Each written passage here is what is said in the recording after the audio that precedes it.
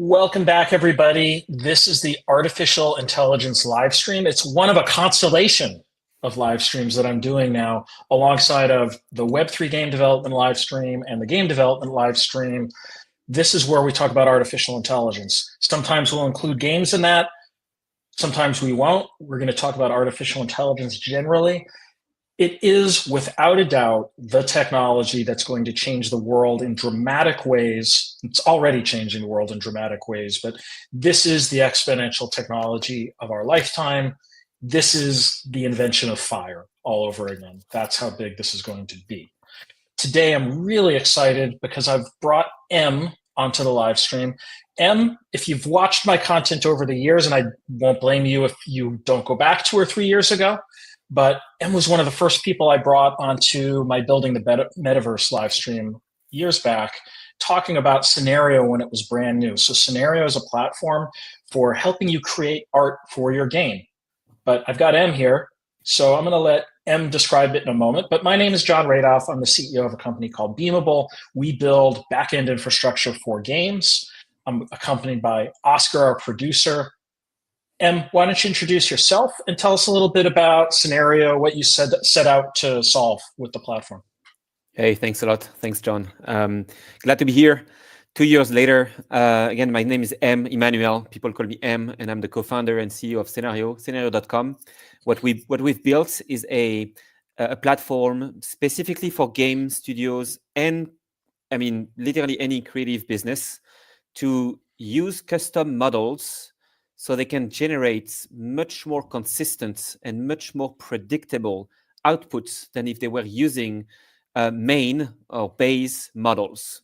So the main or base models, foundation models that everybody know are, of course, Midjourney, DALL-E 3, Flux, Stable Diffusion, and so on.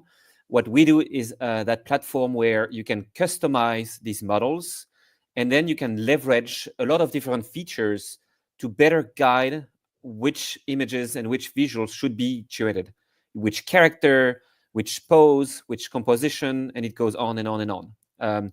We're about 20 people now, seed stage, SF base, with most of the engineering team actually in Europe, where I am right now. And these are really fun times to be alive.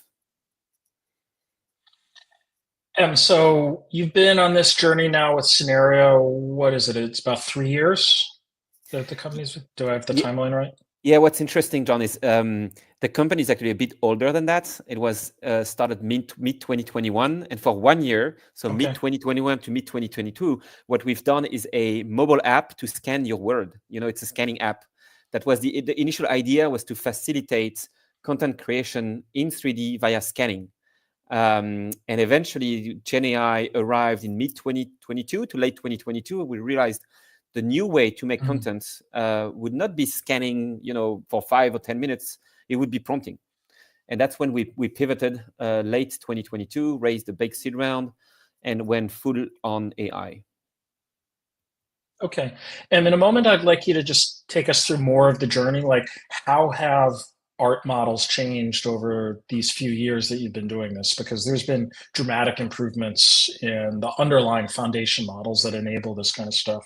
But I also just want to share with our audience here, we're already up over 100 people watching live, just 4 minutes into this. There's a reason we do this live instead of pre-recorded. A few years ago, I was pre-recording everything. We edited everything. We spent all kinds of time in post. That's not what we're doing now. We're doing it as a live program because it does one thing that you just can't do in a recorded program, which is you, the audience, can participate in this. And that's what I really love about this, is that you ask questions, you post your comments, we bring it right into the conversation. So you have an impact on the way this conversation unfolds. So please do ask your questions. We will share all of those questions. And it's even possible, if you've got a camera, you can join us live. That's a possibility too. So Oscar's our producer. He will connect with you. Just let us know that you want to join the program. If you've got something relative to generative AI or AI in general or game development, which is part of the topic within AI today, love to bring you on board. That said, you've got one of the experts, one of the entrepreneurs really leading this revolution right here, and that's Em from Scenario. He's the CEO of the company. You have a really awesome opportunity just to ask your questions and learn something new today about this field. So, let's start with foundation models and how that's evolved a bit. So, what was it like in the beginning when you first made this pivot away from scanning into generative art? And how has it changed between generations of some of these models? And like, I love to get down into some of the technicals in this program as well. Like, what are some of the models that you've worked with, and how have they kind of changed things? Yeah. So if we go back to, well, I think it was early 2022, maybe late 2021, the first model out there was DALL-E 2. And there was one company called Crayon that had a license to do DALL-E Mini. And that was like basic, pretty crappy images, I would say, even though at the time, anybody using it was like, oh my God, this is insane. Just a few words and I get an image of that, prompt. It was pretty impressive. Then Midjourney started being released as a beta in V3 in mid-2022. And honestly, I think I was absolutely amazed when I look back. These generations were awful. And yet at the time, just the concept of dropping a few words and getting an image it was insane. It was incredible. It was incredible. It was brand new. However, back then, both DALL-E 2 or DALL-E Mini and Midjourney were completely closed. So what you had to go on a certain website and you had to use these models via their own interface. They were not sharing any of it besides the access, but no weights, nothing was open source, nothing was available on GitHub and the likes. Something changed in late August 2022 when Stability AI released Stable Diffusion 1.5, which, by the way, was not developed just by Stability AI, but also by Runway and I forgot which German university also as well. So it's three partners made that OG image model, Stable Diffusion 1.5, and it was open source and commercially available. So anybody could use it, could download it, and it was not too hard to run. And that's when we, at least myself and a few others as well, realized not only could we use this model, but we could also customize, fine-tune, train this model in a certain way. And this was enabled by a small, I would call it, I don't know, plugin or whatever. It's an add-on. At the time, it was called Dream Boost. It was made by Google, and Google also released Dream Boost open source. And you had to run it on some weird setup, using Google stuff and virtual machines. But what Dream Boost would allow is to drag and drop usually a small set of images, 10, 20, 50 of something, and you would fine-tune Stable Diffusion in one direction. And we found out about Dream Boost in September, October 2022. We saw it was working, and we went all in on this journey of customizing AI for your own needs per your own arts. Okay. And then we saw new models and new workflows rolling over and over and over again. The first one was called LoRa, which was a different way to fine-tune models, much more efficient than the Dream Boost way or the checkpoint way. And then we saw SDXL late 2023, so 1 year after 1.5. And then we saw a lot of other tools being developed by the open source community, such as ControlNet. So ControlNet is a way to force the AI to stick to a certain pose or stick to a certain composition and so on. And then we saw innovation like in painting, where you could edit only some part of the image. And then we saw how to merge different LoRa's together. Take a model A, a model B, and have a model C that's a mix of both, and so on and so forth. And all of this was built on open source. Okay, SDXL I would say was a 10x upgrade versus SD 1.5. Image quality, image resolution, prompt adherence, and so on. And 1 year after SDXL, so it brings us to late 2024, not too far away, we saw Flux, which was made by Black Forest Labs, ex-Stability AI people from Germany, releasing an even better, 10x better model than SDXL, which was mind-blowing. So same thing, open source with some different license, but it's a detail. People could also use all the open source toolkit. And then not just like 2 weeks ago, or maybe 2 months ago, we saw 4.0 and Gemini, which are I think another 10x over Flux when it comes to again prompt adherence, image quality, and so on. And what is mind blowing with 4.0 is that you start to not just prompt, but you edit an image via chat. It's a chat editing workflow, which was not the case before. Before you used to prompt, you used to get a 1024 by 1024 image, and then you had to manually go step by step and edit some parts. Right now, you discuss with an AI, you discuss with an image model that understands how you want to change the image. You're not going to touch your mouse or trackpad or tablet anymore. So there's a couple of really interesting things here to talk about. One that I think is really interesting about the existence of these models and all the competition that happens around models means that a company like yours, which isn't actually training the models, you're using the models and leveraging them and becoming really experts in workflow and allowing, in your case, game studios to utilize this technology within their studios. As these models get better and better, your product just almost automatically gets better. So it's a very unique kind of product, right? Because we haven't had so much of that in technology before, where your product just levels up almost automatically due to the efforts of other people out there in the community. Like we had it at a slower speed in the past, just from typical open source, for example, but that's a much slower measured rate of progress that you only see come about kind of, I don't know, once a year in your builds as you upgrade your underlying libraries. So if you're in AI, or if you're an AI founder or an AI company, you might, such as OpenAI, Midjourney, much smaller ones, much bigger ones, you might play on different levels. You might play on the infrastructure level, so providing power, compute power, GPU, all right, Amazon, replicates, file, and more. You might play on the model layer, so you develop these models, your Stability, your Black Forest Labs. I mean, OpenAI does, of course, develop models and so on. Or you might play on the application layer, where you do not provide, I mean, you don't have your own compute or your own GPUs, you don't have your own models, but you go pick the right models and the right tools that you can arrange together into workflows. And I believe, I mean, it's not I believe, what I've seen for 2 years talking to customers, mostly in the gaming space, not only in the gaming space, is I've seen that workflows are actually pretty sticky versus models. So people love their own creative workflows, much, and would tend to keep these workflows rather than switching from one model to another model. So what they expect is the workflow to be stable, and the workflow should be improved every time there is a new model in that chain. The model makes the workflow better. So we play at the top layer, the application layer. We don't make any models. We don't provide any specific compute ourselves. We buy compute, of course, from Amazon and more.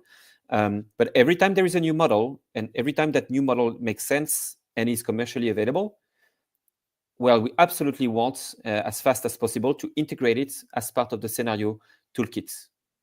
And that's what customers, especially enterprise customers, by the way, expect. Most of them don't really want to do the work of integrating every new model, let's be honest, every 2 months, because if not faster, because it's pretty intense.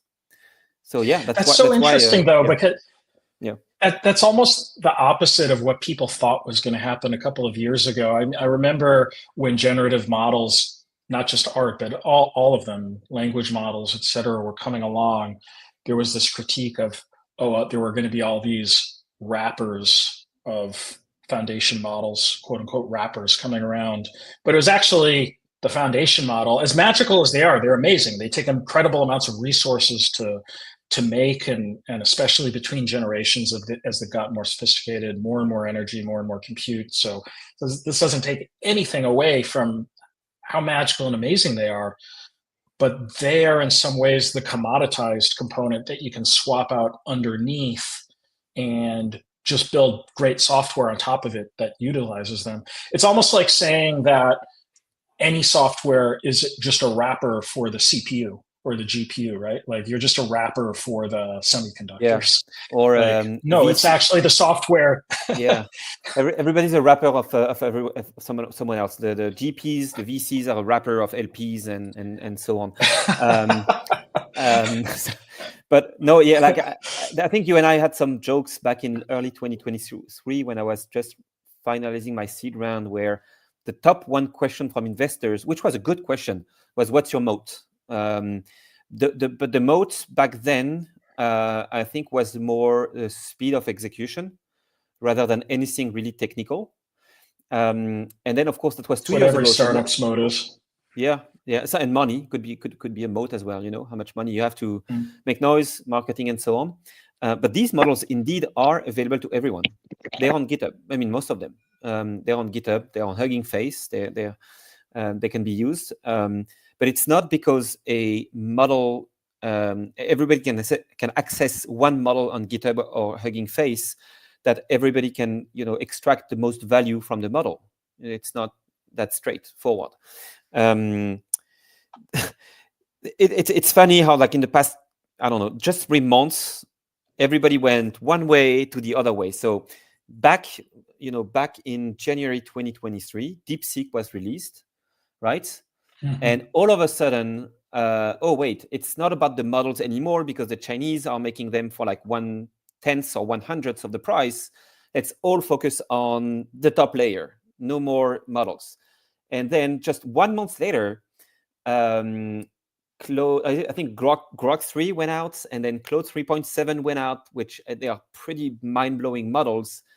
And then it was back all again on the models. And then we saw Manus, not sure about how to pronounce it, Manus AI, which is an agent built on top of Claude 3.7, which does an amazing job at literally prompting Claude for you for like minutes, 5, 10, 15 minutes. They do prompt Claude for you. They are a wrapper. They are insanely successful right now. They sell for like 40 a month or 200 a month, seeing crazy traction. So I think there is room to play on every layer, definitely. And it's not because you are the top layer and that you didn't train your own weights that you cannot do some amazing, revenue. I feel like this example is even inside ChatGPT. Like I'm one of the people currently paying $200 a month for the pro level of ChatGPT, really just so I can use one feature, which is deep research. Deep research is amazing, like how thorough a report you can get on almost anything you can imagine.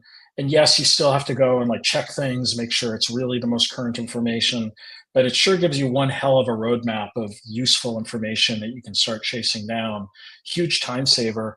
Now, I suspect that a lot of people could have built that just off of the underlying LLM or ChatGPT itself. In fact, I will be very surprised if there aren't several companies that have done this really well. And I imagine someone in the comments at some point will tell me, hey, this is the thing that is even better than deep research. But it's just so easy from a workflow standpoint. It's chat mediated, and you get this research report that comes out. But that's just an example of OpenAI actually just innovating the application layer or the user interface layer on top of the underlying foundation models, because to my knowledge, there's nothing special that deep research is doing other than just accessing the same old APIs and the same model that they have anyway when you interface with ChatGPT. Or just going onto the internet, pulling websites down, reading them through the language model, collecting information out, synthesizing it together, and iteratively producing content. Yeah, I mean, OpenAI is an example of a company that does the model and the application layer, just like Midjourney. The difference between the two is OpenAI has also allows for anybody to access their product via API. So they let other people develop another type of layer on top of their models, in addition to their own web app interface, deep research, deep think, or think features that they have. And I think it's interesting. It shows that people are trying different strategies. Just the model plus app, just the app. Let's be honest, it's been 2 years only, and that's like, this is gonna go on and on for the next, 10 years, right? I mean, it's as long as, I don't know, the mobile wave or maybe the web or the browser. I mean, and maybe even before that, the silicon and so on. It's not just a burst like we've seen for other waves. So at Scenario, you have really emphasized the workflow and it really creating the work habits so that it makes it easier for people that are in the process of game development to leverage tools, models as they change. But I think the one thing I just wanted to really highlight, it was mentioned earlier, is just the aesthetic consistency of the content that you're getting out. So a problem with typical model usage, if I go to Dolly, for example, like I can use ChatGPT for it, but making sure that I get really consistent looking outputs is kind of tricky to do without some kind of framework that enforces more of that. And that's really what I remember going back to the earliest versions of Scenario was always one of the defining characteristics of it. And that's exactly what's really important in games. Otherwise, you just end up with a game where everything's just a mess. And the art might be good on an individual basis, but it doesn't match anything. Even between characters might not match things. Oscar, it'd be great just to throw onto the screen here examples from Scenario or from the X feed, just so people get kind of a flavor for how Scenario helps you create some of this content. And just want to remind everyone again, this is a live show. You can ask questions. And this from Scenario. They work on creating a workflow system around the best of class foundation models for art so that when you're building a game, you can populate your game with art assets that look like they're all meant for the same game. Like you've got like this embedded art director, so to speak, working for you within the workflow system. What was hard about that, Em? So hard about the consistency, I would say, honestly, SD 1.5 worked about 10% of the time. You never really knew ahead of training your model whether it's going to work or not. I would say SDXL was working about 50% of the time, and then Flux is working, if you do it well, a good 70-80% of the time. You never get to 100% accuracy, 100% consistency. I mean, sometimes you do on the easiest use cases. If your art is easy and if you're doing backgrounds like environment for a mobile game, that's a very easy use case. If you're doing a super ornate character for a AAA game, that's a pretty hard use case. Okay, so depending on your use case, the tech will solve all of your problems, or it will solve like, I don't know, 80% of them or 50% of them. What's hard is something that most people don't realize is less is more. When I say less is more, is people think that they're going to dump a bunch of data into a model and they're going to put all sliders to the max, like max steps or max, I don't know, guidance and so on. And because everything is to the max, they will get something good. When you do custom AI like we do, like other people do as well, you've got to balance your settings and your parameters, and it's a fine balance, between your prompt and your model and sometimes your reference image. You've got to find that sweet spot. So there is a bit of a research, which can take a few hours, sometimes a few days, sometimes a few weeks, to find that sweet spot, these fine settings for your own art, your own models, your own use case. But once you have that sweet spot, once you know which settings you're supposed to use, then you're supposed to make 10x or 100x less generations that if you only use, let's say, Midjourney and just prompting. So it's a different approach, which means the product is not for everyone. It's for people that can put the the time and the effort without any productive output before it gets much better. Mm-hmm. Interesting. Let's zoom out the camera lens a little bit. So we've been talking about art, but what's your view of how this is going to change game development? Like how much of my game is going to be generated versus handcrafted in the future? And how is teams going to change? Like how is the whole domain of game development going to evolve? Okay, that's a big topic. So you said handcrafted. I mean, let's be honest. The game will be mostly AI. The content in the game will be mostly massively AI generated. It doesn't mean the human is out of the loop. So far, all of the customers that I don't sell to machines. I sell to humans. The humans got the AI. And I'm working with, seriously, and I'm working with some pretty big corporations, like literally thousands and thousands of people, games that are being played by billions with a B. They don't expect to run the studio with bots. And I've not seen so far, I've not heard of some of our customers massively laying off their own team just because they use some AI. What I've seen so far is most of them upskill their teams. And I've concrete example. One studio is InnoGames in Germany. They're a 500 people studio, okay? They probably have I don't know, 50 plus artists on staff. The feedback they got, they told us, is that they were able to upskill the UI artists that initially were not really into, I don't know, backgrounds or characters. And thanks to using AI, these artists were able to do more than they could do before. And guess what? That's any human using a machine just does more than if they're using their own hands, right? Whether it's a physical machine, whether it's a digital machine. So it's completely expected. So I think that's going to change. What's going to change is people will be able to do more, much more with a smaller team. Now, if you might have seen today a little back and forth between John Carmack and some other guy on Twitter. It was a funny one because Microsoft released I missed this. Oh, you should check. It's super fun. I mean, fun.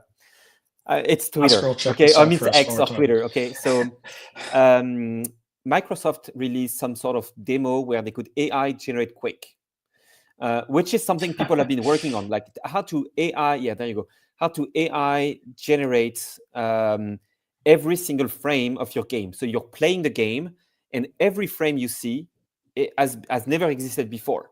It's being built based on your own actions, preferences, and so on. I think you should go down somewhere in the reply, by the way, Oscar, on the screen. So, and you should see it at some point, or just go to my own tweet, my own feed, and I think I've reposted the John Carmack tweet. So basically, Microsoft says, "Hey, Quake can be AI generated now." Some guys say, "Oh, I hate it. This is disgusting." John Carmack himself, for those who don't know, the founder, creator of Quake, says, "Actually, I found it amazing." And then he went on a longer reply where he said, well, listen, it can go both ways. We can go like farming, where innovation led to a much smaller number of people doing the same output to feed the planet or to feed the country. That's innovation in farming led to 50% of people going in farming to like 3% of the population, right? Or it could go the complete other way, social media, digital space, where entrepreneurship, creativity, and opportunities have exploded, right? So which way it's going to go? It could go the farming way, or it could go the digital way. I think it's going to go the digital way because farming relates to heavy constraints, time, land, machinery, and so on. And these constraints do not apply in the digital space, besides some GPU, of course, right?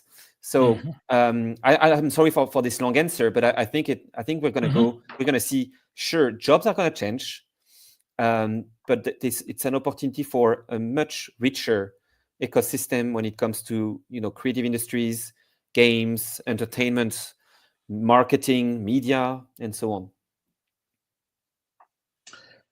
Yeah, and it could even be both of those, right? So within certain subcategories of content creation within games, maybe certain classes of games are more like the farm. And in other cases, you get the explosion of innovation and large-scale participation from the community, like games that are organized around UGC, like Minecraft. You could imagine the next generation of Minecraft-like experiences, but even the person who would be considered a game developer is completely different in the future. So right now, we might think about millions of people are quote unquote game developers, but in the future, maybe it's hundreds of millions or billions of people are game developers. Just like YouTube, right? Or just me, like any idiot with a camera like I am right now can suddenly do broadcast TV, essentially, and do live interviews, right? Yeah, anybody would create that game, of course, based on just your prompt or your instructions. So go back to the Roblox examples. There are like 300 million Roblox players, I guess, maybe more now. I believe there are like 10 million Roblox creators. But if you look into that 10 million, it's probably a tiny fraction that really does most of the contents. It might be 80-20. I think it might be even less than that. There might be a few hundred thousands, maybe a few thousand creators that do the most of the Roblox contents. Okay, and I think AI is going to flip that over completely. Given Roblox and others, given the studio provide their own players the way to create easily, anybody, so the 300 million players of Roblox, and same for Fortnite, and same for Minecraft, and same for everything, will be able to create much faster. And that will be a real revolution in games. I think what I've seen from the A16Z survey in December, that 50%, 50, of the game studio are interested in AI UGC. And that might be the next, the next, growth opportunity for studios, which our investors are excited about. Also, just new kinds of game creation. So, yeah, go ahead. And new types of game creation. Like last week, we had Nilo on, for example, which is this really cool startup that A16Z put through speedrun, and it's like kids coming on and vibe coding together, just using voice activated prompting, where they craft the environment with each other. So like adding a multiplayer aspect of this, using voice, like so much of this is going to change rapidly. And I think of Roblox as it's not really UGC. It's really a game. It's really a game development or an experience development platform with its own 3D engine and tooling that just kind of makes it accessible. One of the problems they solved was, how do you stand up an online game? Because making online games is really hard and resource intensive. So they just give you a lot of these ingredients in the box. But it could be that in the future, building expansive worlds with any 3D engine you want, with any graphics you want, and the online infrastructure on tap is all there. The pieces are there to kind of assemble together and make almost anything you can imagine. That was actually one of the things that I started Beamable to do, because I saw that it was so hard to make an online game, and you either had to spend millions of dollars building some of this stuff yourself, or you can go to Roblox, but then you're very limited in the creative flexibility in terms of the kind of game you can present. And they take like 70-80% of the economics away and cap it. So you can't ever build like really big products either. So we wanted to solve like the game infrastructure part of that. But I'm seeing a future where like you go to iterative coding platforms, what I guess we're calling vibe coding now. But I look at things like Cursor, for example, is a good example of where you can just go through this dynamic workflow, chatting with it about the application you want to make. With the workflow you were describing in art, it's kind of evolving towards the same thing, where you tweak the art according to an iterative chat session as opposed to just prompts. And you can imagine just sort of an overall workflow, which is very voice or prompt initiated, using chat sessions, and the pieces are just out there. Beamable can come in, stand up an online game. You could have 1 million players playing it all of a sudden if it became that popular. And you could be one person that actually creates pretty enormous products just on your own. Like, that's how I see the world changing. I mean, you I think talked about this in the past, Dan, like realistically, like what asset type can't be created or at least accelerated significantly by generative AI? I think virtually everything is going to be I'm sorry, changed. everything. You may still need a human. You might still need a human orchestrator kind of at the top, like figuring out how to assemble it and compose, at least until we've got AGIs. And then it just, at that point, they'll just be running the world for us and we'll just be being entertained all the time. But short of that, like the pieces are going to be generated. Yeah, and of course it's easier on 2D right now. It's cheaper, faster than with other formats. Okay, the formats I look at right now to simplify: code, image, audio, video, 3D. I mean, and text, of course, which is code. I think for code we've hit some sort of exponential where the generated code is a high quality code and can be used to further feed and make new high-quality code. So the ship has sailed. I think we just hit the hockey stick. And I think it's going to be, I mean, the implication of that are pretty immense, especially when agents will get to code. I'm not sure if you saw, I saw a demo where 2 agents were challenging each other, building some code. So pretty insane. Image come after. I mean, audio, I think, also has been solved pretty far. Images, I think we're still we haven't yet hit that like hockey stick exponential. However, 4.0 might change things a bit, especially when you get agent working with 4.0, assuming it's not too expensive. 3D and videos are trickier. I think video is getting solved thanks to a ton of literally a ton of investment. Sora, Kling, Luma, all the Chinese Tencent, the models, and then 3D is the trickiest of all. But it doesn't mean that 3D won't get solved at some point. I know CSM Common Sense Machine was on your podcast just a week or 2 weeks ago. Loved it, Tejas, amazing product. He's building a joint human and bot workflow, where part of the workflow is automated, but the human is constantly guiding the machine. And I think it's going to get better and better and better. Yeah, and he emphasized that in games, the importance of really going down and building 3D worlds and using the 3D primitives, meshes, and things that we've already worked with.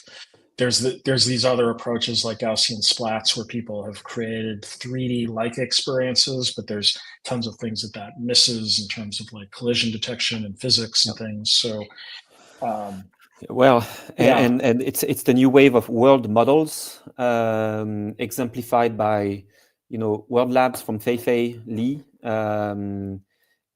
They got like 250 million in seed funding. That's seed funding to make complete worlds out of a prompt.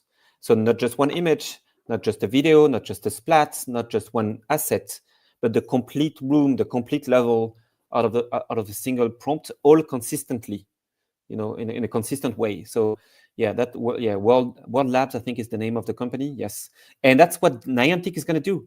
They just sold Pokemon Go to Scopely for a decent 3.5 billion. And the rest, I mean, the company Niantic still goes on their earliest vision, which was spatial computing supercharged with AI. So possibly how to, make spatial worlds, virtual worlds using AI, but the complete worlds, not just the individual assets. It's I don't know. It's a seismic shift, Well, that's the holodeck, right? It's the holodeck, yes. Yeah. When you can create whole worlds. And then I think what's interesting there, though, isn't just the ability to spawn a world, but how do you shape a world? Because where things get really interesting is then you throw people into it who are interacting with it, who want to change things about that world and do interesting things with it. That's where like vibe coding sort of goes to this whole new exponential level where people are crafting things together interactively in a world. And it's no longer just the individual, like going through the chat session, spitting an output out, but people working together to shape things. Yeah. And have you seen these levels, Peter Levels.io, pretty famous, indie dev on Twitter. And now, he vibe coded a flight simulator using probably Claude or it doesn't matter. But then people got into doing the same things, and they ended up with hundreds of games that they tied together with portals. So you could basically fly a plane and then fly your plane through that portal and boom, be transported into a first-person shooter game, and so on and so forth. So, and everyone building individually, vibe coding their own games, and all the games being, sticked together. How funny, he got a lot of heat from the game dev community because definitely, his game is not a AAA game at all. It's not Microsoft Flight Simulator, but come on, it was made in like 2 weeks. Even less than that. And maybe like just a few days. So just wait a few months, a few years, and it's gonna be pretty insane. The critique is that he made a way better than alpha version of a flight simulator in a couple of weeks instead of a polished AAA flight simulator with a team of 100 plus people. Yes. Yeah. And he made some money. Yeah. He made some money. He made like 100K MRR, selling some ads and so on. Even though it's gonna end up just like the $1 million homepage eventually, I think. But I mean, everybody remembers the $1 million homepage, right? So I think yeah.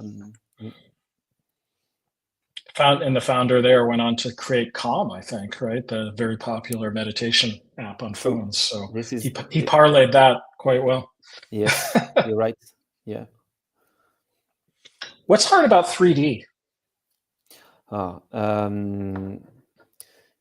Like you guys are still focused on 2D, so like where does 3D get more important? Oh, working on 3D for the month. It's going to be released at the end of the month. The reason we pushed, we should have done it actually a bit sooner, and we shuffled the roadmap to develop some more, I would say, enterprise-related features like, workspace management, multi-user collaboration, data security, and so on. They feel boring, but actually customers value them a lot, as much as fancy AI features. So anyway, 3D is the natural next step for us, especially 2D to 3D, where you take one image that you carefully crafted and you make it a 3D model. Hey, what's hard about 3D? Like, it's more than just flat pixels. It's textures, UVs, meshes, rigs, and they all have to, like, you never crash a game when you put an image in a game, whether it's 1K, 2K, 8K. Good luck. You crash a game pretty fast if you don't have the right 3D models. Okay, and so and all of the textures, the lighting, and so on. There's so many parameters. It's more than just one dimension. I think it's way more dimensions. So right now, what we see is like pretty decent 3D models like Rodin, CSM, Tripo, Meshi, Trellis from Microsoft, which is open source, and I might forget a few more. Okay, and I'm sure Midjourney will come up, and I'm sure Meta will come up with their own models at some point.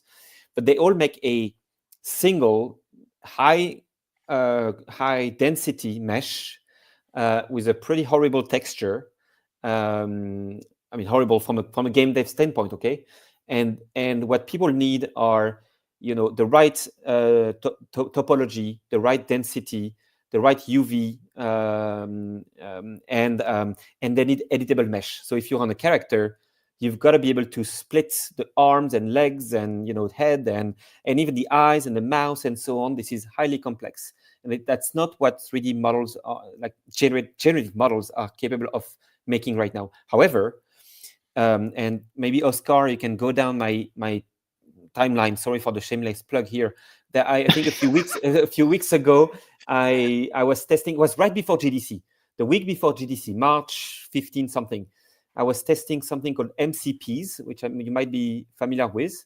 It stands for Model Context Protocol, and the MCP are, let's say, a layer between the LLM and the software on the other side. So the software on the other side was Blender, a 3D creation software.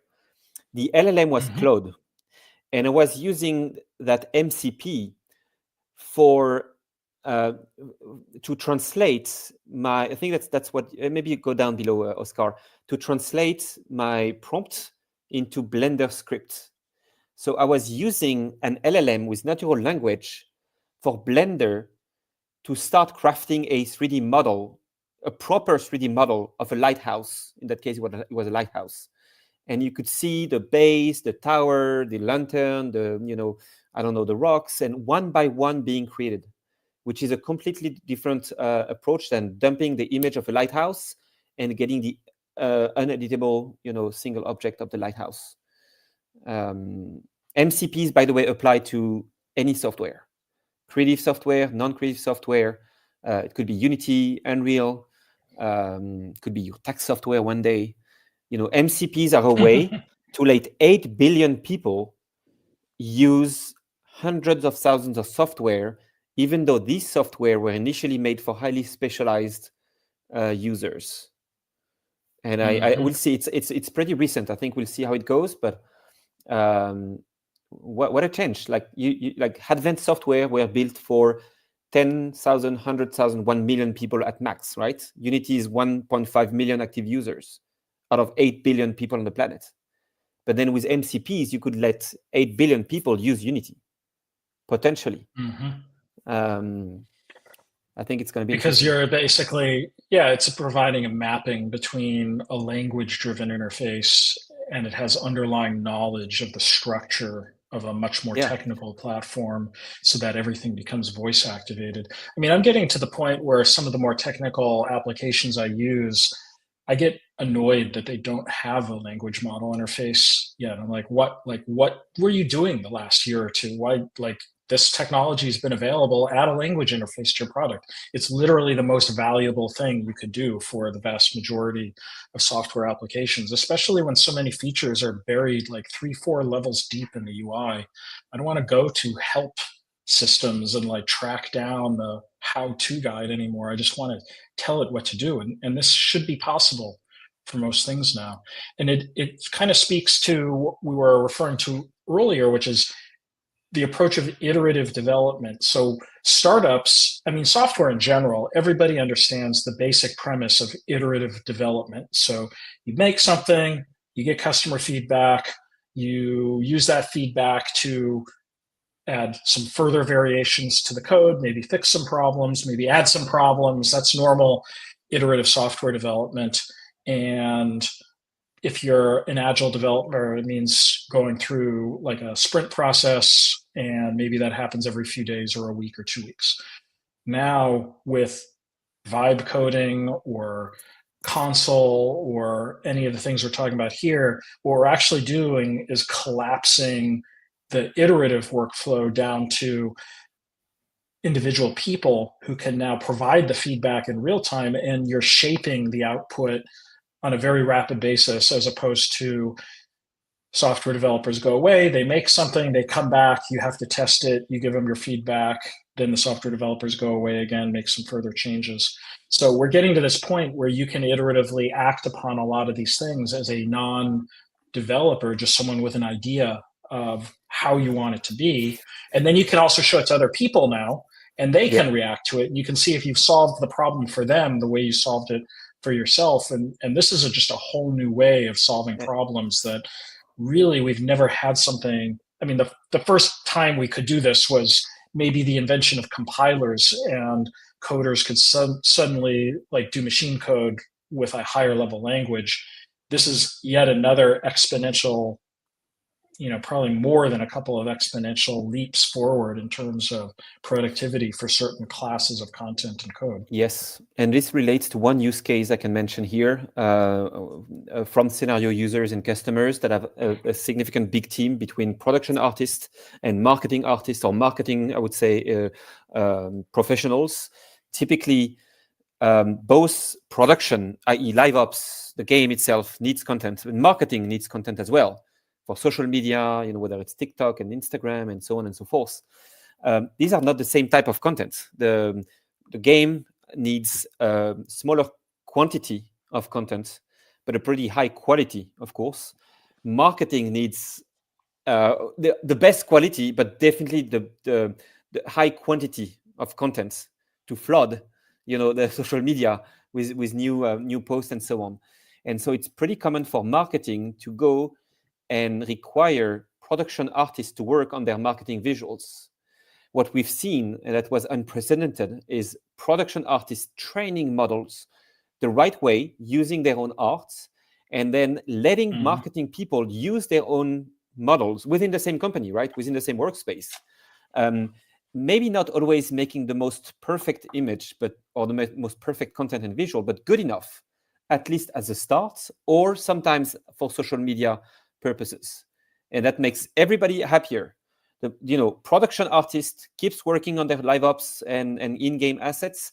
Marketing gets their content faster, and the whole company starts growing faster eventually. That couldn't be done without AI, obviously. There was another factor in there that's worth highlighting as well, which is, for as long as we've had generative AI, there's been some people who are very worried about just the idea of copying other people's styles from outside the company.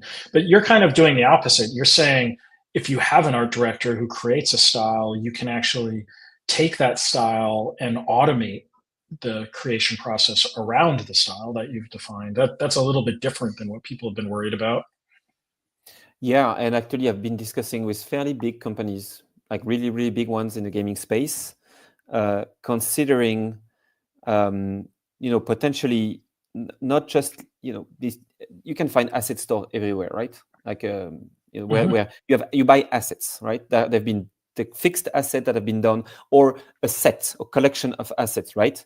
But there might be a future not so far where these asset store will not sell assets. They will sell or rent, whatever, the access to some models.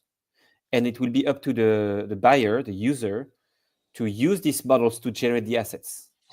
But I don't think it makes sense for asset stores to only have a few million assets anymore. Like, we're talking about trillions of possibilities offered by custom models. And so in that case, we might envision a future where every time there is a new piece of content being made from one of these models, the model creator, the author of the model, gets compensated for it. And I found it a pretty attractive vision. Phil Fogarite is asking a couple of questions here. Thanks, Phil, for coming by the live stream and asking questions live. We've got 10 minutes left, so anybody else who wants to post comments, you've got M here, who's the CEO of Scenario. They're creating a workflow for aesthetically consistent art creation for 2D today, but we just talked about 3Ds coming really soon. But you could use this in your game studio to help really automate a lot of art production pipelines. But Phil, we're talking about like tools that are off the shelf. Here's the follow-up question. This is stuff that you see happening on your platform already. Yeah. I do. It's pretty frequent. And I think Phil is asking whether it's internal, whether it's public. So I think I should just go back and just confirm everything we've built. Most of the things we've built are built on open source technologies. We started with 1.5, which is legacy now, and we still have SDXL, and most recently Flux. Okay, and the software built by we have not open sourced our own software because we don't develop our own models. So if people want to do the same as we do, they would have to go on Hugging Face and get Flux and get SDXL and package it and so on and so forth. However, we have everything we've developed on the web app, which is nicely packaged with a easy to use UI that you can access from anytime, anywhere, any device, blah, blah, blah, is also available via API, which is interesting because then people can use the Scenario capabilities within their own environment, whether it's Slack, whether it's their own app, their own game, and so on.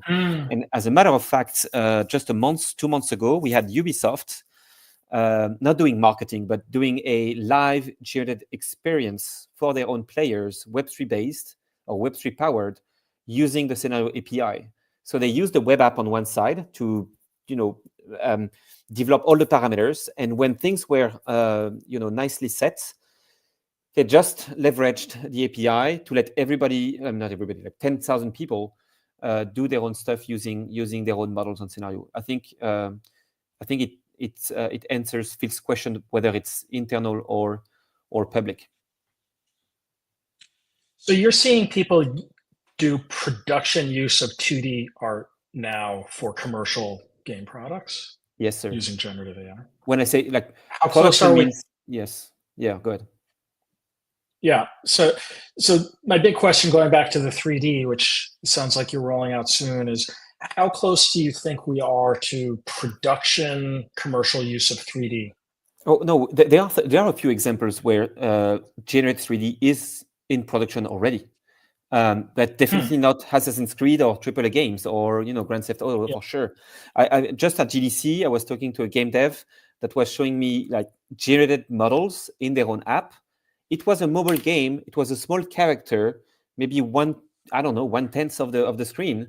They didn't need the highest quality of textures and resolution and everything. They just needed a little animated character in 3D in their games. Boom, done. They didn't need more.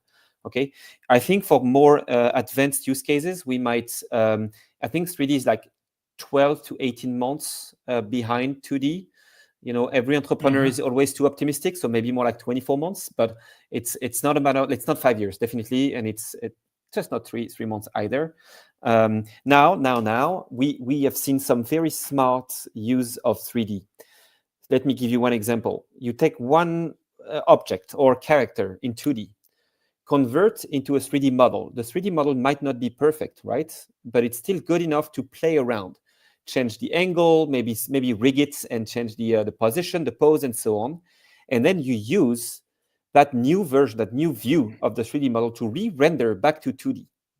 And it's an interesting creative workflow where your output is still 2D, but you're going to use an intermediary, low quality 3D model to get where you want faster. And that's something that's also possible today. Fascinating.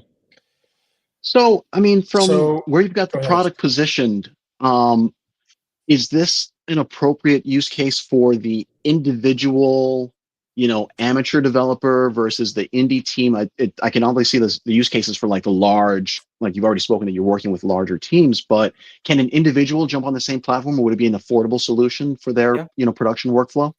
It's definitely, we have, 2,000 more accounts right now, from the indie guy to the small studio to some of the largest gaming companies in the world.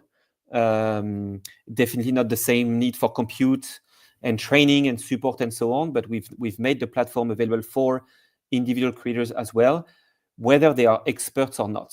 And so yes, sure, some people are technical artists that do use Scenario, but we have game devs as well, which are not supposed to be art experts, that still manage to get very, very good outputs. You just got to follow it's like any software, any professional software, a bit of onboarding, learning curve, a few videos here and there, just like you did on Midjourney at the beginning, just like you did on any AI software. You watched a few tweets, a few videos. It takes a few hours, and then you're up to speed.